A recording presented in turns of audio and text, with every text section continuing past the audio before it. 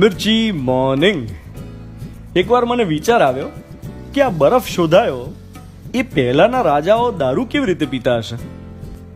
વિચાર છે ભાઈ, આવે કોઈક વાર આવા નટખટ વિચારો આવે કે જૂના જમાનામાં બાદશાહ મદિરા પાન કરતી વખતે, દારૂ પીતી વખતે એમાં બરફ નાખતા હશે.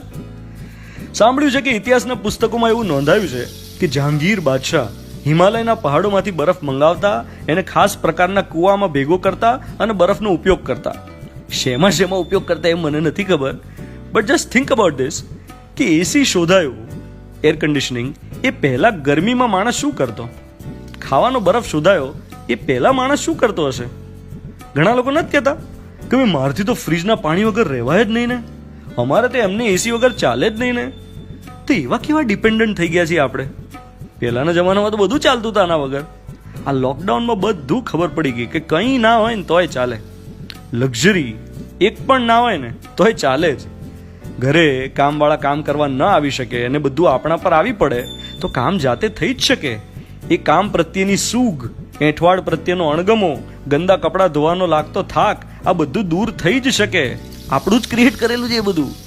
બહારનું જમવા ના મળે, મોંઘા કપડાં પહેરવા ના મળે, મેકઅપ, કોસ્મેટિક્સ, ઘરેણાં, વિદેશ પ્રવાસો, આમાંનું કંઈ પણ ના હોય તોય ચાલે જ, કારણ કે લક્ઝરી છે, જીવન જરૂરી નહીં.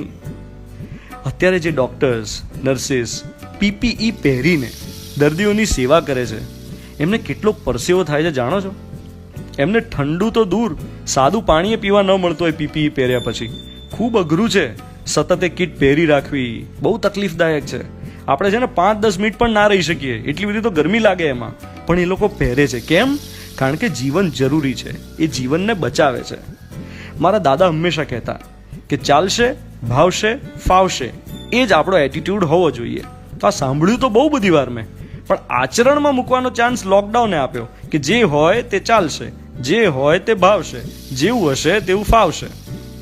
પહેલા બરફ નહોતો તો લોકો ચલાવતા જ હતા ને, પહેલા એસી નહોતા તો ઉનાળામાં રહેતા જ હતા ને, પહેલા ક્યાં વિમાનો હતા તોય લોકો દિવસોના દિવસો દરિયાઈ મુસાફરી કરીને, તકલીફો વેઠીને વિદેશ જતા જ હતા ને, મોબાઈલ નહોતા તોય કમ્યુનિકેશન કરતા જ હતા ને.